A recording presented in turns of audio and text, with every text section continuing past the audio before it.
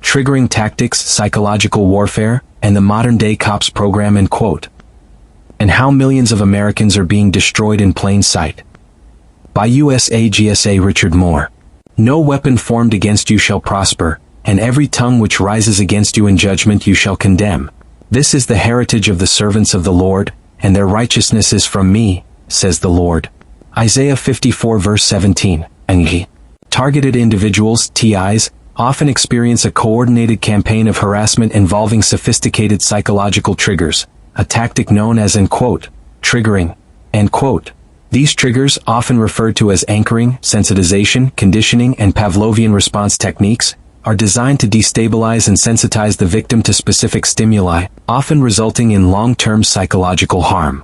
This type of harassment has a deep-rooted history tied to the origins of psychological operations, PsyOps, and has been carried forward through various government programs to the present day, including the Department of Justice's COPS, Community-Oriented Policing Services, program and the National Sheriff's Association's Neighborhood Watch initiatives. This article explores the history of PsyOps, the evolution of these tactics, and the devastating impact of long-term exposure on the victims, including the perversion of natural human responses through sexualized triggers. Historical origins of psychological operations, PsyOps. 1. COINTELPRO, Counterintelligence Program. Initiated by the FBI in 1956, COINTELPRO was designed to surveil, infiltrate, discredit, and disrupt domestic political organizations and civil rights movements deemed, end quote, subversive, end quote, by the U.S. government. The program targeted groups like the Black Panther Party, anti-war activists, and civil rights leaders such as Dr. Martin Luther King Jr. Tactics included spreading false rumors, instigating conflicts within organizations, and using local law enforcement as covert operatives. 2. MKUltra.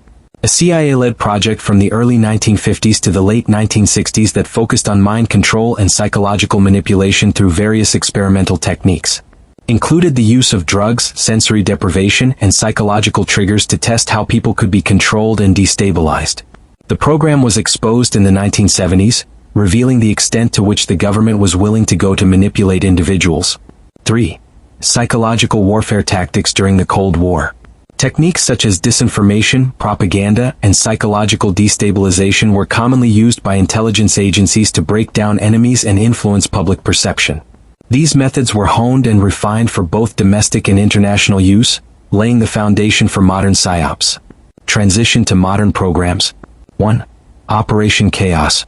A CIA program launched in 1967 that aimed to surveil and infiltrate anti-Vietnam War movements within the U.S.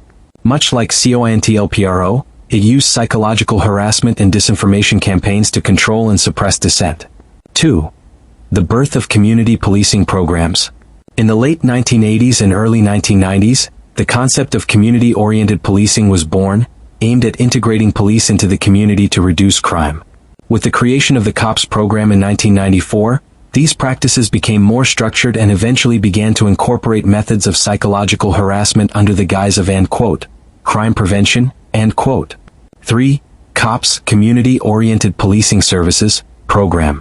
The COPS program was established in 1994 by the U.S. Department of Justice under the Violent Crime Control and Law Enforcement Act. The program ostensibly aims to promote collaborative efforts between law enforcement and communities to combat crime. However, the program has evolved into a covert surveillance and harassment operation that involves the use of citizen patrols, confidential informants, and community watch groups, many of which operate under the National Sheriff's Association's Neighborhood Watch. Victims have reported these groups using systematic harassment, including the very same triggering tactics once used in COINTELPRO. 4. National Sheriff's Association's Neighborhood Watch. Originally developed as a way to encourage citizens to report suspicious activity, Neighborhood Watch has now become intertwined with the COPS program. Operatives are often advised by law enforcement on how to surveil, harass, and psychologically manipulate individuals deemed as, end quote, threats, end quote, to the community. Many of these groups now use the same triggering tactics, colors, noises, and behavioral cues to systematically harass and destroy targets. 5. Gang-stalking operations in the post-9/11 era.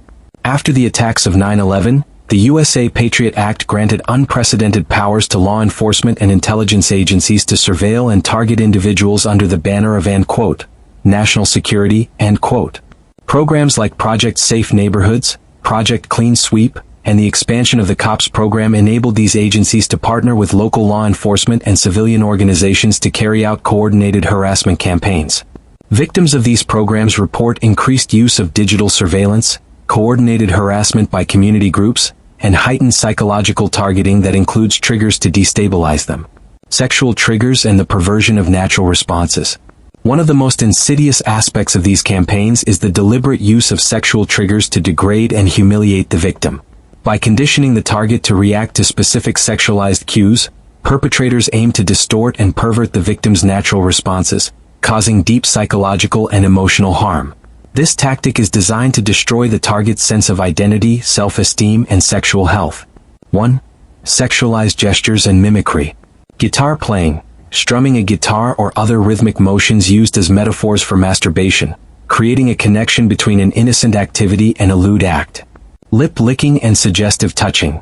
Perpetrators may touch themselves inappropriately in the target's line of sight to elicit disgust or discomfort. Gesturing sexual acts. Individuals will perform hand or body gestures symbolizing sexual acts to provoke the target. 2. Symbolic visual triggers. Phallic symbols. Objects arranged to look like sexual organs, often placed in places the target frequents. Sexual positions. Perpetrators may pose in exaggerated positions to mimic sexual acts as a form of visual harassment. 3. Auditory triggers with sexual undertones. Sexualized noises. Fake moaning, suggestive laughter, and sounds that mimic sexual activity played outside the target's home or in public places. Songs with explicit lyrics. Playing music that references the target's personal life or explicit sexual content to humiliate or arouse unwanted responses. 4. Environmental manipulation. Sexual graffiti and pornographic images, placed in areas where the target will see them, reinforcing the theme of degradation.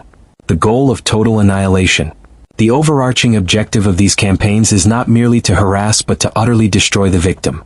It is believed that millions of American citizens are currently being targeted and systematically dismantled by these programs. The ultimate goal is to 1. Isolate the target, cut them off from family, friends, and any potential support networks. 2. Destroy their livelihood, prevent them from obtaining employment or securing housing, leaving them financially destitute. 3. Drive them to mental and physical breakdown, create a state of constant psychological and emotional turmoil that leads to severe health problems or even suicide. 4. Erase their existence, make the target invisible to the broader community, leaving them discredited, marginalized, and forgotten. Encouragement and strategies for victims. If you are a victim of this psychological warfare, know that you can rebuild your life by reconditioning your mind and regaining control over your responses. 1. Recognize the triggers. Identify and acknowledge the stimuli used against you. Write them down and understand the emotional response each one evokes. 2. Create new associations.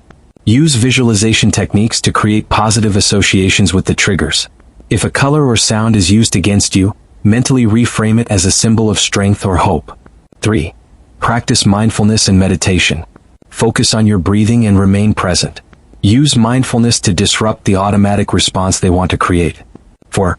Build a support network. Connect with other TIs, support groups, and communities like USAGSA that understand your experience. 5. Reclaim your power.